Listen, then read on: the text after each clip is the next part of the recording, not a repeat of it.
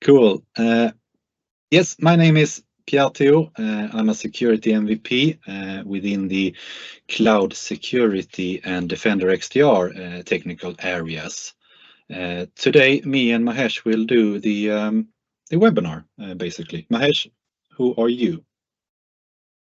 Yeah, I'm the customer experience product manager for Microsoft Defender for Office. So basically, I take care of the insights and feedbacks collected from our partners and customers, and then we push it to our dev team to do the feasibility test. And if it is something which we can include in our product, we definitely consider it for our roadmap for enhancement and adding new designs to the existing solution.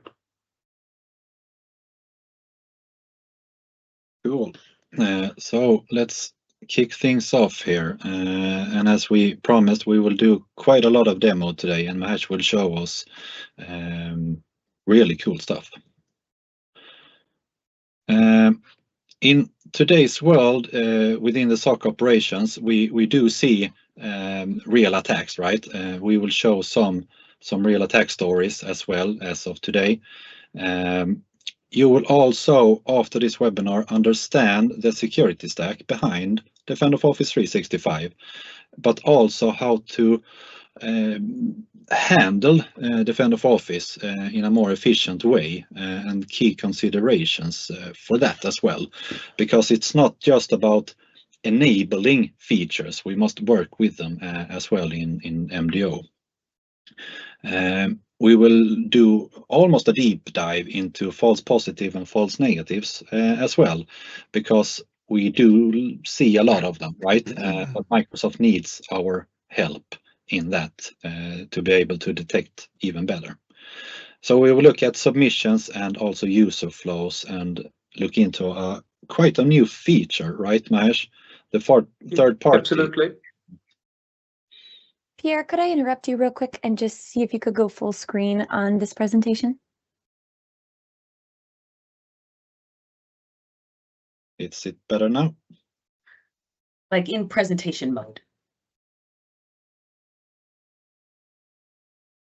There you go. That looks great. Better? Cool. Yes, thank you.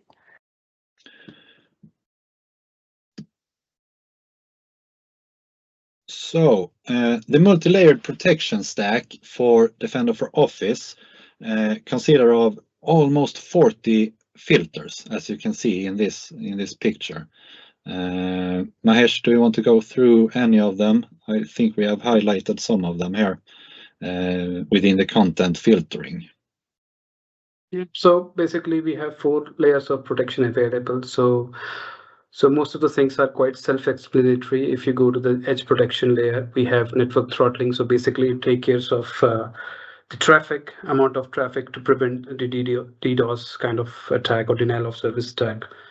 And then we have IP reputation, which check for the IP of the sender. Again, accordingly, it blocks or throttle the email traffic, right? So in interest of time, I will not go through each and every filtering stack which is available over here, but yeah, so mostly we would be talking about the submission experience and how the ML models and various other filters will help you improve the overall security of your organization. So if I go through the one which are in the box, so basically these features are part of MDO. So safe attachment, as we all know, this is the service which take care of the 0-day related to attachment IOCs. So if there is some bad attachment, it would be blocked. So basically, we do the detonation of the attachment, and based on the verdict, it will be allowed or blocked by safe attachment policy. Similarly, we have link content detonation, which is basically if a URL is downloading some file or some executable, we go through the detonation process again for that content, and based on the verdict, it would be allowed or denied by the system. And then we have URL detonation, which basically check for the URL behavior, and if it is mimicking any credential harvesting page, or let's say if it is a phishing URL, then we block that that email which is having that URL. So This is again look for the 0 day. And other than that, we have, as you can see here, we have URL reputation blocking, which is basically the basis of the reputation of the URL. If the reputation is available, we will quickly block that email without checking for the detonation, right? Because there is no point of doing the behavior analysis if we already know the reputation of a particular IOC. And apart from that, we have 0 day experience, available for the collaboration services as well, which means if we are sharing any link over the team chat, or if the link is available in SharePoint, OneDrive, that too would be checked by SafeLink for 0 days. Followed by the post-delivery experience, where we have Zap available for all kinds of threats, whether it's malware, phish, or spam. Followed by the campaign view, which basically provides us a consolidated view of 2 critical threats, phish and malware. Then we have end user reporting, which is one of the most important thing that we would be discussing in this session. And yeah, Pierre, I think we can move ahead. Yeah. I will just mention that the email authentication is also very important here to configure right with the DMARC, DKIM, SPF, and ARC, if you want to use that or need to use ARC as well. Absolutely, yeah. The policies and all the configuration are pretty much required. Exactly. To make your security better. And then this is the high-level overview of what security operation team should do. Right. So prevention, yeah, it's the most important part of the security operation. So most of the attacks are already prevented by the MDO, but yeah, still there would be misses because no security solution can provide you 100% security. Right. And then the other pieces of security operations come in picture. For example, user awareness and training. Here we need to make sure that our user are aware of how threats look like and what are the key things they should do if they are if they have a suspicion about any email which is landing in their inbox. Followed by detection is there, investigation is there, which is kind of automated in case of MDO. And then we have responses. In responses, as I said earlier, we would be talking about the submission experiences, and then we will also discuss about the tenant allow block list, and followed by how we can leverage out-of-box advanced hunting queries, which are published by our partners and MVPs within the advanced hunting portal for proactive hunting. Yeah, over to you, Pierre. Yeah. I will emphasize in the user awareness and training as well, because we will see for the demo as well today, Mahesh, right, that we need the user's input as well for any false positive or false negatives to be able to do better email management. Absolutely, yeah, because without user input, security posture is not complete.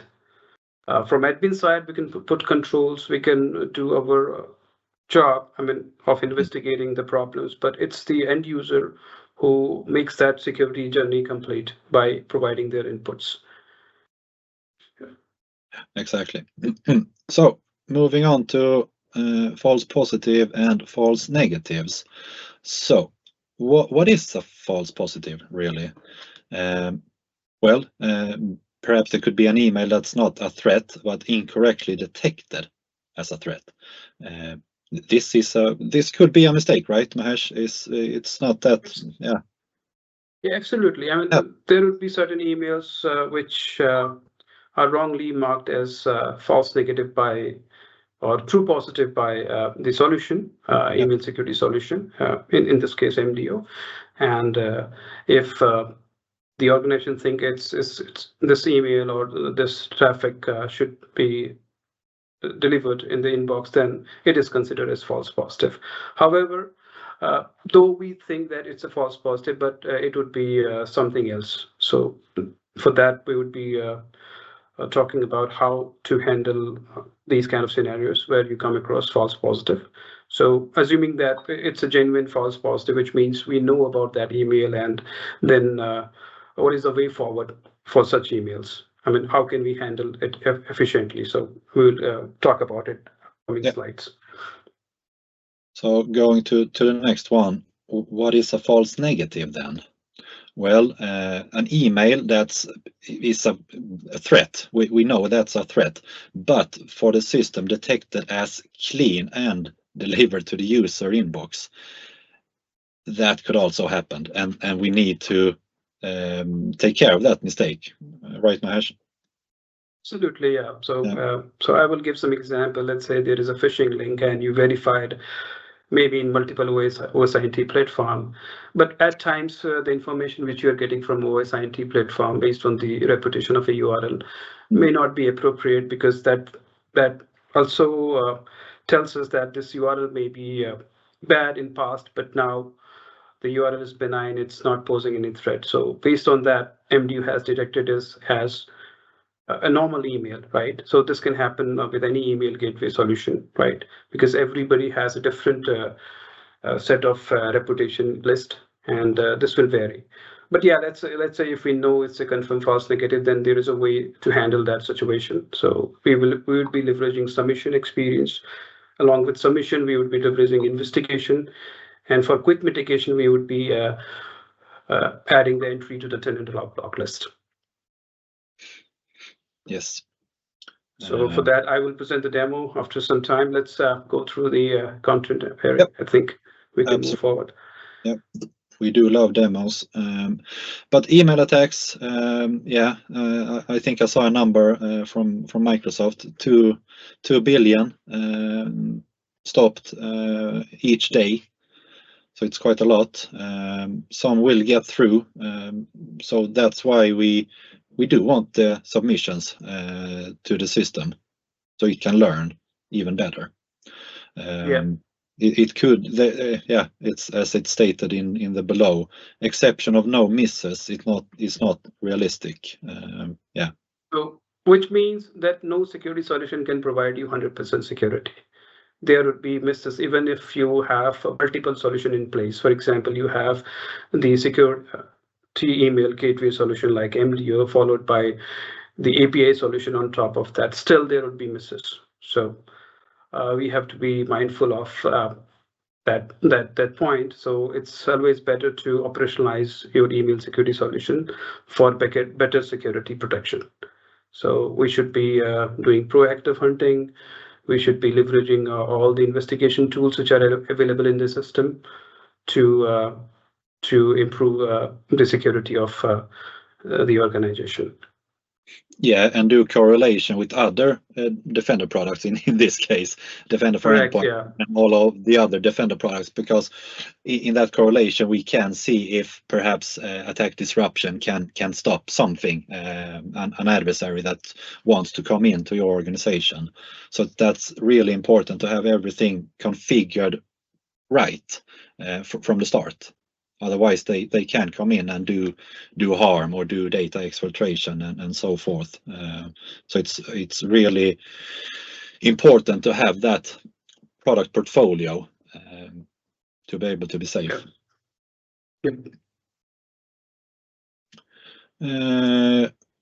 Things to keep in mind, you mentioned that, Mahesh, no solution, security solution is accurate 100% of the time. We do expect both false positive and false negatives. We are learning because adversaries are stepping up their game. Exactly, new threats. We must train the system, and that's why the submissions are so important. We will soon do demo of that. Configuration part, we discussed that also very briefly. Overrides of features not enabled, or DKIM, DMARC, SPF not configured correctly. Could be as easy as that. Absolutely. So yeah. Do you want to talk about this real life example? Absolutely. So So this is basically about the FP problem. So here the scenario explains how we can be impacted by a high volume of false positive. So here the scenario is a analyst come across an email and he found that the email came from Gmail, right? And possibly there would be some kind of threat available in that email, and he thought of just blocking the entire domain. And Gmail, it's a common public platform, email service or free email service like Hotmail, Gmail, Outlook.com. If we do this, if we block gmail.com, it will definitely result into too many false positives. So in this scenario, that resulted into 100K false positive detection in next 10 hours after adding Gmail in the table block list. Yeah. So we should be mindful of what we are doing after the analysis. So if it's gmail.com, or for that matter, let's say it's Microsoft.com, right? Just an example. Then we should not be blocking the entire domain because we know the domain reputation, right? So it's always good to block the sender instead of gmail.com, or pick some other IOC which you think that is unique to that particular email. So do your investigation and understand the reason behind that detection. Absolutely, yeah. Well, we have talked about submissions quite a lot. Let's do soon demo, very soon. Yeah. Some repetitive. So I will quickly share my screen and then I will showcase how the submission works. So we have multiple buttons available nowadays. You have seen this button, report fish, report junk option, which is available in the center. This is the way forward. This button is inbuilt in on all the client experiences now, which means it is available in your desktop client or laptop client, right? Along with that, it is also available in OI experience, Outlook web app, and mobile apps. So this is the way forward. So we recommend using this button instead of the add-ins, which is legacy now. So let me present my screen and I will quickly show how the submission experience look like.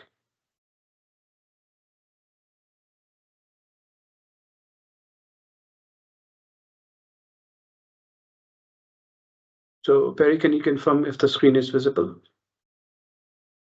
Yes. Okay, so I will first show how the end user should do the submission. So for example, they received an email. This is the email, right? So it's a clean email, but yeah, considering that it's a false negative email or maybe some email which user doesn't want to be delivered to his or her mailbox. So just by going through the email, they can simply go to this button and report it as fish or junk, depending on what they think about it, right? So this is the button which we are supposed to use. And once I submit this message, two things happens. One is it go through the grading system. For that, Perry will present the slide again and after this demo, and we will show how the grading system works at the back end. And then automated investigations get triggered, which gives us a complete view of the entire investigation experience. Along with that, it also shows us if we need to clean that email from the system. So at time you will see pending approval in investigation experience. So this email is submitted over here. Now I will go back to the submission portal. So for that, we just need to log into security.microsoft.com, and under investigation and response, this section, third from the top, you go to actions and submissions. And for user reported scenarios, you would be clicking on the last tab, user reported. And it will show us all the submitted messages by your end users, right? So you can see here the submitted message. So it will not give us results quickly, but yeah, after some time, it will show you the results of the scan. And that result you can consume for further investigation. If you think that the result doesn't show a proper verdict, then definitely, as I said, that this will also trigger an investigation, then you can look into the investigation section about this particular email. For that, you can go to investigation experience. And you can also check incidents, right? So that here it will also show the user reported messages, and along with that, it will also show us the investigation. For example, I will just pick the second incident, right? So in this case, user reported the message, right? And after reporting, there is an alert generated. And based on that alert, auto investigation gets triggered, right? And then, okay, in this, I think it's not showing the investigation part, but yeah, you will see the investigation over here for the message. And in the investigation, it will show you pending approval if the message is not cleaned up automatically. But in most of the cases, it is auto remediated because the ZAP gets triggered as soon as the user reports the message. There are certain limitations for ZAP to get triggered. If the email is quite older, then ZAP may not happen. For that, you have to follow the manual process. But yeah, it saves a lot of our time, because let's say if we do a manual investigation of any particular message, then you have to spend hours investigating that message, and at times we may miss some of the critical checks. So I will just quickly show you how the investigation looks like.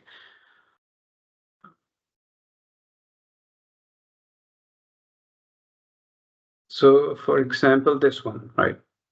So you can see all the investigation which you have initiated in the Action Center under pending section, right? So this is the investigation experience. If you see, we have found 7 entities in this email. So to understand the threat, we can go to evidences. It will show us the various checks which Microsoft performed and what are our findings about this particular email. You can see the URL is prevented, which is good, right? So the URL access is blocked by the system, followed by body fingerprint check, and then the subject P2 sender and other pattern match. So basically content plus the combination of the header. This is considered as suspicious by the system, and once you approve this, it will soft delete the message. So soft delete means it will be performing the shift delete operation for that email. And for your understanding, you can also check the logs. It will show us how many checks Microsoft investigation tool is doing at the back end. This is a very important piece of information. You can also check the time it takes to perform various checks. And for an admin, it's impossible to do all these kinds of investigations, right? So it's an easy way to troubleshoot any problem related to FN or true positive emails, right? And the last section is pending actions, where you can simply go and select all the options, or let's say, and then approve it, right? Once you approve it, it will automatically clean all those messages from user inbox. Yeah, and over to you, Pierre. Would you like to just show us how the grading system works at the backend through presentation? Yes.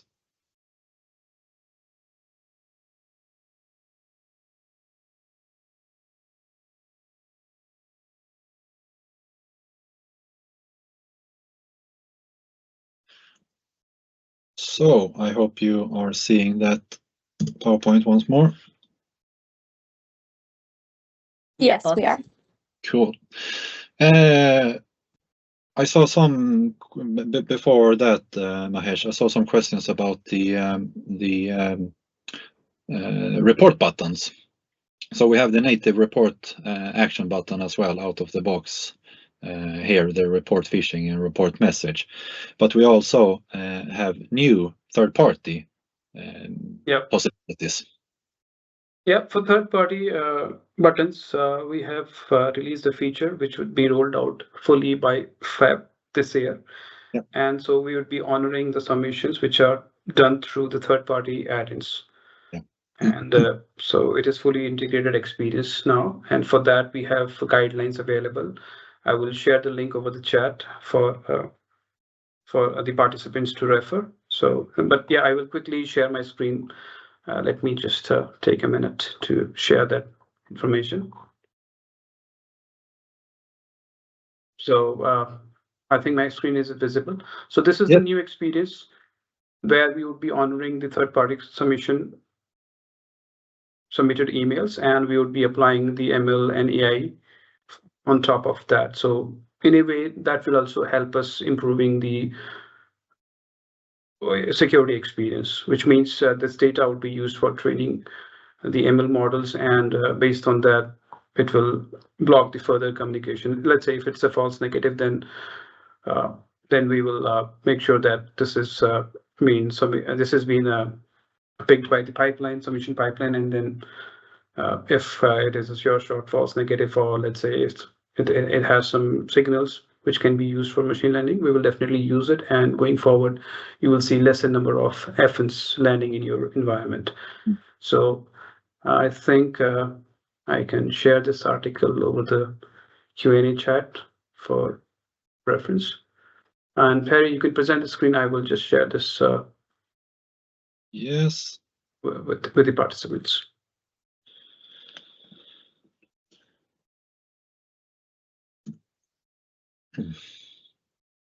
And if you are not aware of those, that button, so we can, with the attack simulation training, also train our end users in using that, basically. It's not that complex, but we have a tech guide for that within the attack simulation training, how to report phishing messages.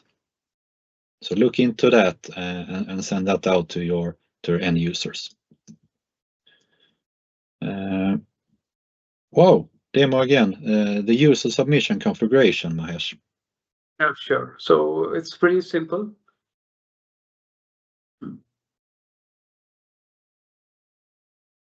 So we have to take care of a few things. For example, in this case, let's say if we are using Microsoft report fish button, then the configuration is simple. You can go to settings under system and email and collaboration.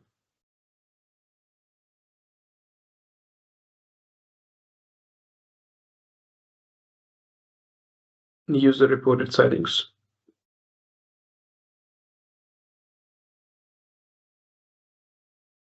And then we can select this option. So Microsoft only and Microsoft and my reporting mailbox.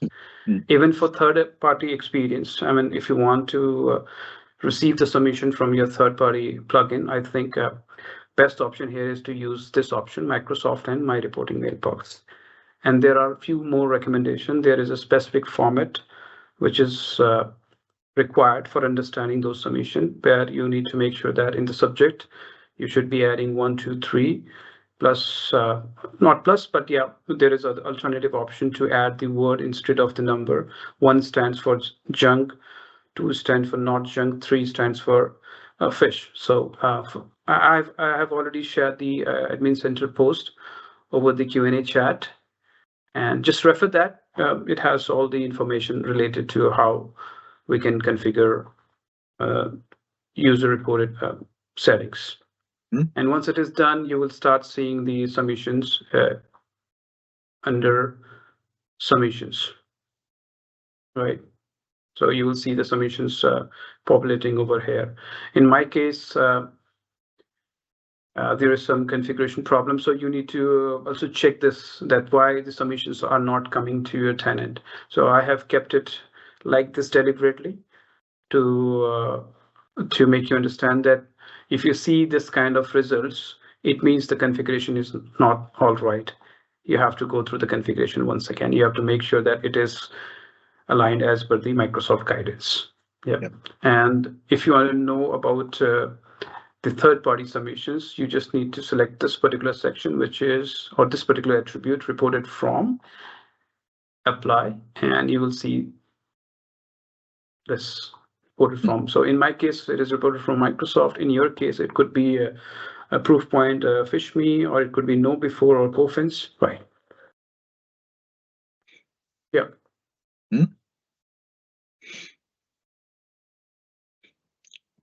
Good. Let's jump over.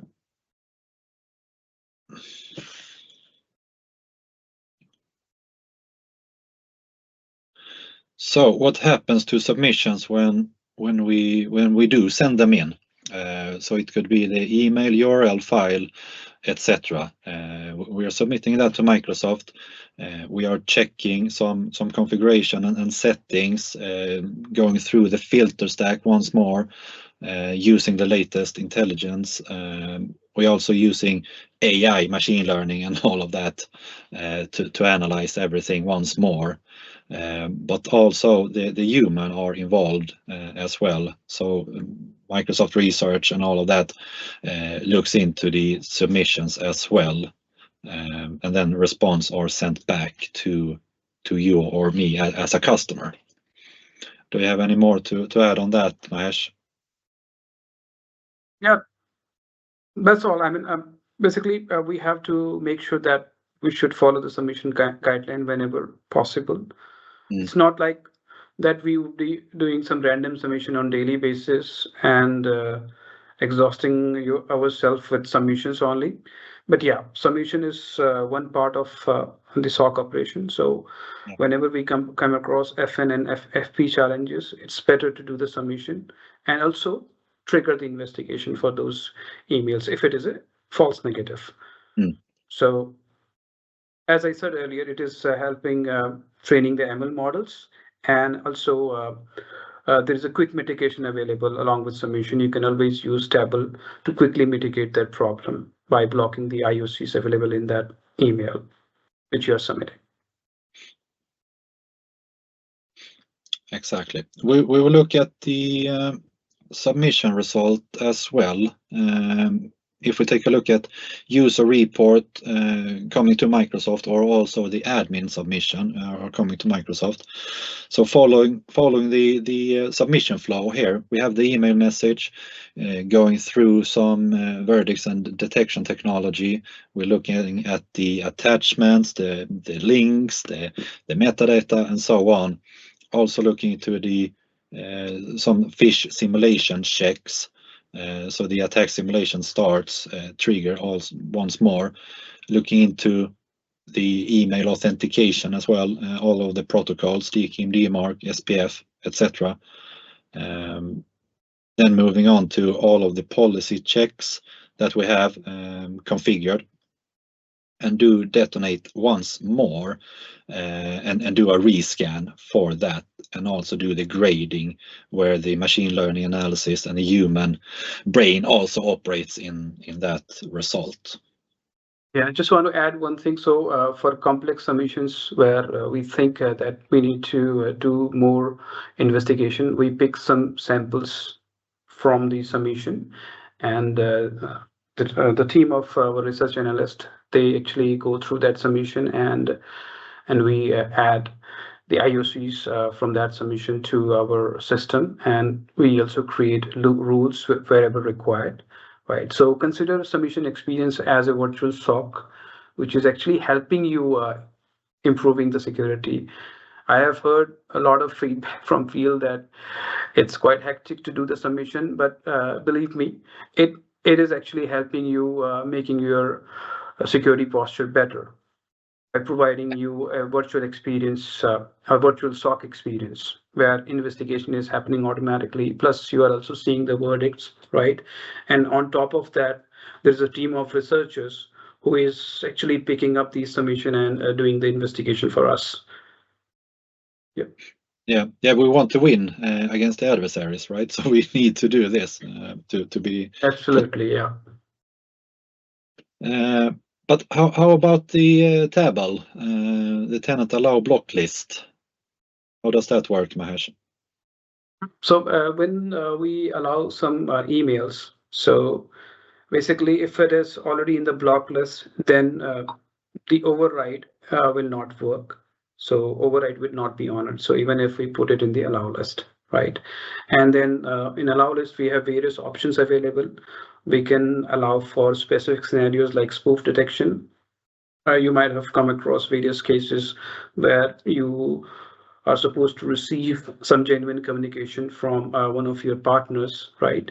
And they may be doing some mass mailing activity, maybe some campaign for your internal user.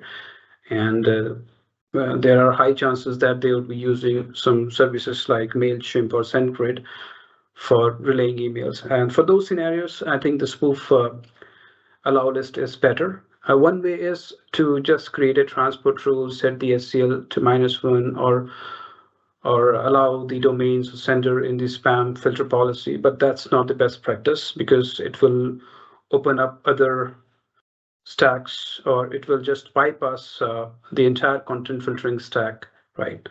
Yeah. For that email communication. So here I would recommend be specific, allow the sender and infra pair in spoof detection, or if spoof allow block list within table. So Yeah. this way we are more granular, and we are just allowing it for spoof, not for a spoof and impersonation. Yeah, we don't Yeah. want to block or open for everything. Correct. And so similarly, if we come across any file hash which is genuine, we can always use our file filter in table. Likewise, we can use URL. And now we have IP option available. So currently we support IPv6, but going forward, we are also adding IPv4 capability. So you would be able to add IPv4 addresses. That's a huge enhancement. Yeah, it's in our roadmap. Yeah. Yeah. And there is one important piece of information here. If you select 2 emails, which is coming from the domain, and do add them to allow list, then it will consider the domain. So make sure to check that out. Maybe you just want to allow a sender address. So exactly. Looking into the table entries more often. That's our recommendation, right? yeah. Not just keeping that static. Work with it. Do not keep these allow list forever. It's always better to allow domains or whatever entity you want to allow by providing a expiry date for that. So the maximum time for which you can allow any entity is 45 days. So I mean, you can have lesser time. Maybe you can allow for it for 7 days, 30 days. Let's say if a campaign is short-lived, then there is no point of allowing it for 45 days, right? Oh. You can just reduce the time there. Exactly. And in this box, is there an existing block? It could be that you at Microsoft also have those signals that you want to block that because that's bad. Correct. Yeah. And if it's a high confidence fish or a malware, even if you allow that entity in table, or let's say using spam filter policy or exchange transport rule, that will not be honored. So for high confidence fish and malware, the email would not be allowed, right? Yeah. So how do we handle false negatives? We are starting with the negatives. Yeah. So Mahesh, you will do a demo of, let's see, of these things here. So a user report their message as a false negative.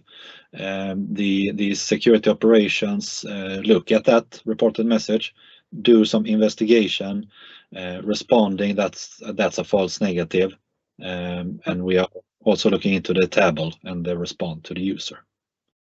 So I have already gone through this part, but let me just go through the other features like table. Yeah. Right. And investigating reported messages. So let me share the screen again.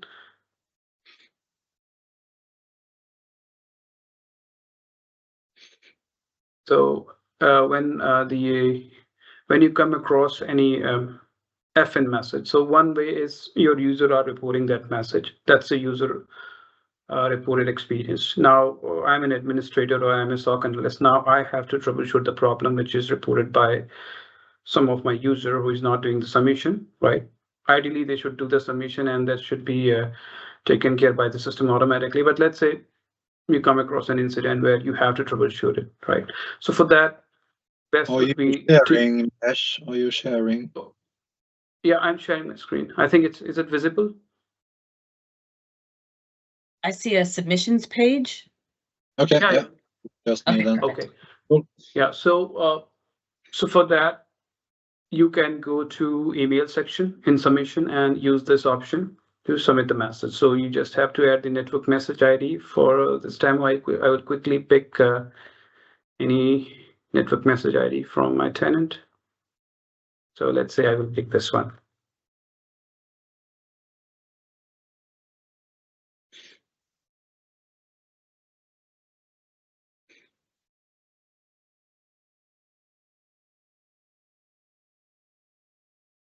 So as soon as I enter the network message ID, it will ask me to select the recipient for this message. So that's fine. I can just pick the recipient. And there are 4 options available. As we are talking about the FN scenario, here we have 2 options. It appears suspicious. I have confirmed it's a threat. So have you seen the difference here, right? If I choose it appears suspicious, it will not give me the table option because I'm not sure about this message. If I'm not sure, then there is no point of blocking the email entity is in tenant law block list, right? So I have to make sure that if I'm sure about the threat, I should be choosing the last option. I have confirmed it's a threat, and now I can choose the category, spam, phish, or malware. So let's say for this message, I'm choosing category as phish. Next, if you see here, now we are seeing the option to block all the emails from this sender, right, domain. So for this case, it's better to use the sender, right? I mean, there would be scenarios where you come across like the Gmail scenario, which we discussed, right? So in that case, you would not be blocking the domain. So we would be choosing the sender option and then followed by the timeline. So for this demo, I will just choose 30 days, submit, done. After 15-20 minutes, you will see the results over here, and you can you can view the results, and based on that, you can troubleshoot further. Let's say the results are not satisfactory. You can do the investigation for that message. But this is one experience where you can directly come here and do the submission. The other way around is to leverage Threat Explorer. I would say that that's the best way to do the submission. Let me tell you why. When you go to Explorer, first of all, it gives us multiple options. Let me show you. So for example, if I pick this message, go to take actions, right? And submit to Microsoft for review. Same 4 options are available as I'm submitting this for review. And this mail is already in the inbox, right? That's why I'm getting these 2 options. So let's say if I choose, I confirm it's a threat. Again, I can choose phish, malware. So in this case, I'm choosing phish. And now no entities to be blocked. So which means I haven't defined the entities for blocking. So I can click over here, and these are the 2 addresses which are available. So I would not be picking sender domain. I will just pick the first option, sender address, add to the block rule. And one important piece of information here, I can also initiate automated investigation. So again, in investigation experience, I have 4 options. It's always better to investigate the entire email. Yeah. Similarly, if you are doing the submission, instead of submitting individual URL or file hash, it's better to just submit the entire email, right? It gives more data to the submission pipeline. Yeah. And next, let's say investigation 03, submit.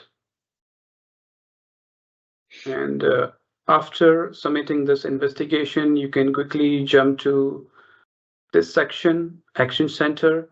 Here you will see all the investigation which you have triggered, right? So for example, so that will take some time to populate, but I will just pick some previous investigation which I have triggered. So I can just pick this one, right? And it will show you all the results, right? So you can quickly check how many checks were done at the back end by checking the logs, 25 checks, right? Followed by the entities, which are found in this email, and then evidences. So you can check all the evidences here. So it's pending approval, which means the pattern in this email is malicious. That's why we are seeing the pending approval option. Let's say if it's a false positive, then you will not see the pending approval option. Simply, it will show us over here that it's, nothing is found in this email, right? So in pending action, we can quickly delete this message. And so it also provides, so basically it's providing us a quick mitigation option. Yeah. And apart from that, I would like to quickly show you the advanced hunting queries which are available out of box. So you can leverage these queries for proactive hunting. So if you go to queries section over here and scroll down community queries, so and then email queries. So under this, you can go to hunting, right? And you can proactively hunt for the IP addresses which may be shared by your compliance provider, or maybe you got some regulatory requirement from your government or some agency, and they want to make sure that certain IP range should be blocked. So here you can put your own regex, and sorry, this is for the URL info, but yeah, you can tweak it, and based on your requirement, you can fetch the results. Likewise, there are multiple queries, hunt for email conversation takeover. So this is the query which you will use for AITM kind of attack, adversary in the middle, right? So just leverage these pre-populated advanced hunting queries for proactive hunting in your environment, right? And you will find it very exciting to speak fluent Kusto in the end. Yeah, It's really fun. Yeah, absolutely. Yeah. And it is quite self-explanatory. You can see that the description is properly mentioned over here. You can visit the GitHub link for more details, right? That too is available over here. Really good collection of queries in that. I think many of, at least my customers, haven't seen that, so it's really good tip. You can also get other piece of information like top 100 senders, top 100 malicious email senders. So this way you can figure out who is regularly attacking your organization with a high number of emails, so that you can plan to just block that sender, right? Yeah. What do we have left here? We have a false positive demo as well. Yeah, again, false positive is, again, it's simple. So in case of false positive, we can go to the submission experience. So, right. So two things we can do in case of false positive, right? Let's say there are emails which are landed in user junk email folder, or maybe got quarantined based on your configuration. So we can quickly mitigate this problem of false positive by selecting multiple emails and take action, right? Move or delete inbox, correct? And we can submit to Microsoft for review. And I can also confirm, I have confirmed it's a clean. So here there are two things we can do. If I'm not sure about whether it's clean or not, but yeah, and users are saying it's a clean email, then I can choose this option. But let's say I'm sure that it's a clean message and wrongly classified as bad by Microsoft, I can use the first option. I have confirmed it's clean, and then I can just pick this option, allow message like this, and 45 days after last use date, right? And let's say if I want to know more about it, maybe I'm wrong, right? I also want to initiate an automated investigation. So all these things I can do from Threat Explorer. So Threat Explorer is the best option. So I'm moving the email back to inbox. I am submitting it to Microsoft so that the future communication, which is coming from the sender or sender domain, should not be blocked, right? Or having similar content should not be blocked, right? And then followed by the investigation. So in one go, I'm doing these three things, right? Next, FP01. submit. That's it. As easy as that. But it's important to look at multiple times a day based on your organizational size, right? Yeah.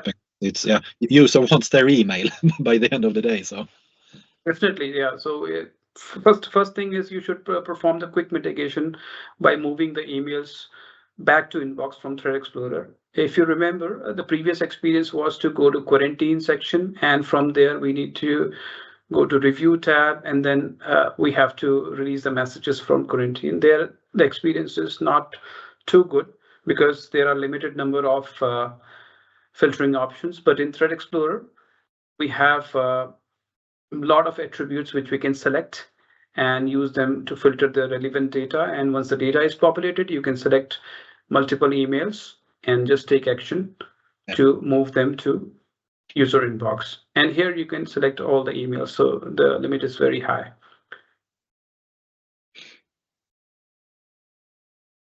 So hope that makes sense. Yeah, over to you, Perry. Anything? Absolutely.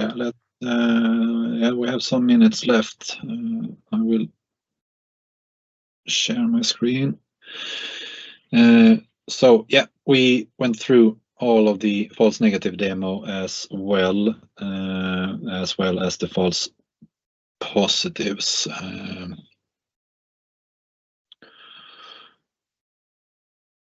And why do we not want to have those overrides? Why is that not a solution to false positive? Because there is a huge risk using that. Because what if your partner or that other system are compromised? We do see that a lot each day. That's right. Yeah. New compromised systems.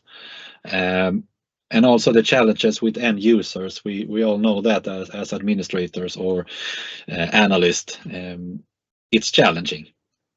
But yeah, the solution for that is to look into Defender for Office in the Defender portal more, and do learn the custo language, do learn how the Threat Explorer works. Absolutely, and how the submission flow works, and why submission is always better than doing the override, right? For quick mitigation, yeah, it's fine to do the override, but that should be for the shorter duration. We should not keep that entry forever. So after some time, you will see a lot of entries there, and it would be difficult for organization to manage it. And plus, there would be no clear-cut ownership of that entry. Who made that entry? Let's say some people might have left the organization who are managing that alarm list, and now it's very difficult for new folks to remove it, right? So it's always better to keep that list thin and short. So I mean, no need to just bulk it with too many entries. That's the recommendation here. And for the information flow, I know at Microsoft Learn, the MDO team has done a really good job in describing that as well. So take a look at that also and read that. Yeah, should we start the conclusion for this session? Yeah, and there are some articles which we have shared in the end of the slide, like third-party reporting options, so how you can configure it, and using XDR solution, which is nothing but the incident section in Defender portal, where I have shown you how the correlation works, why incident or the XDR is better than checking the normal alerts, because in alerts you will see similar alerts for similar kind of threat, which would be time consuming to go through each and every alert and troubleshoot on the basis of that. So it's always better to see a one view where we can see a similar alerts being compiled under one incident. So this way we can take bulk action, right? And we can understand the entire threat landscape.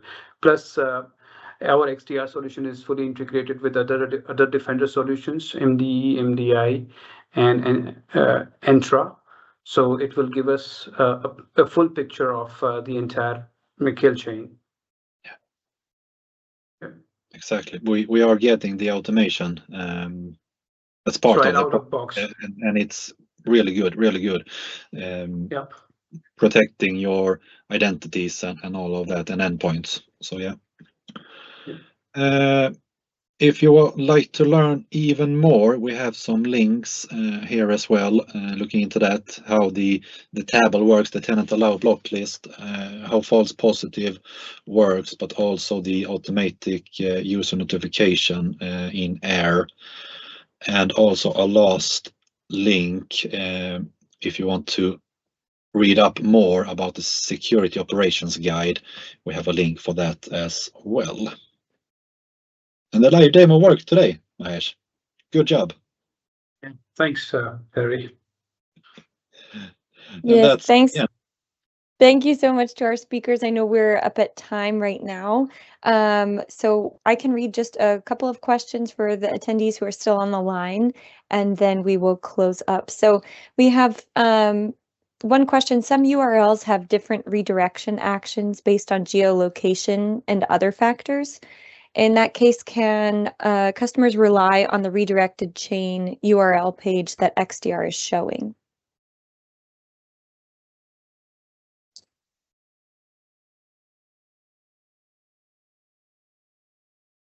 Pierre or Mahesh, do we have any insight there to add? Yeah, especially for redirector scenarios, we have to see if the landing page, if the final URL is malicious or not. So just want to know whether it's related to a false positive scenario or false negative, considering that you are mentioning about the XDR, it's a false negative scenario for sure. So yeah, the information which is available in XDR is good enough.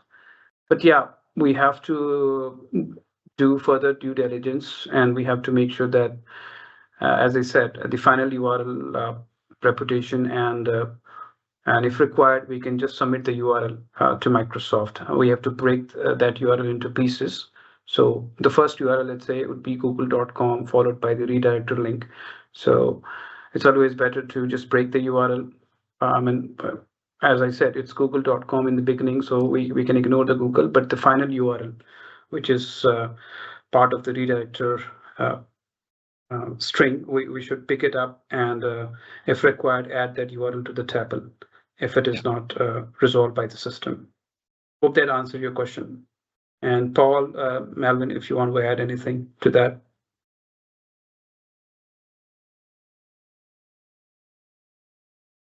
Okay, thank you so much. So I know we're a few minutes over, so I will go ahead and let the Q&A team continue to respond to unanswered questions in the chat.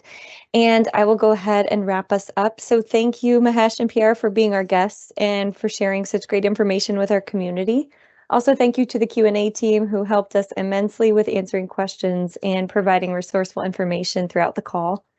To all the listeners still on the line, if you're someone who wishes to aid in the protection of the world from cyber threats and desires to have a say in shaping our strategies, blueprints, and recommendations, then we invite you to become part of our security community. Together, we can make a global impact. So join us at aka.ms/securitycommunity. This is also where you'll be notified about upcoming webinars, events, and other announcements.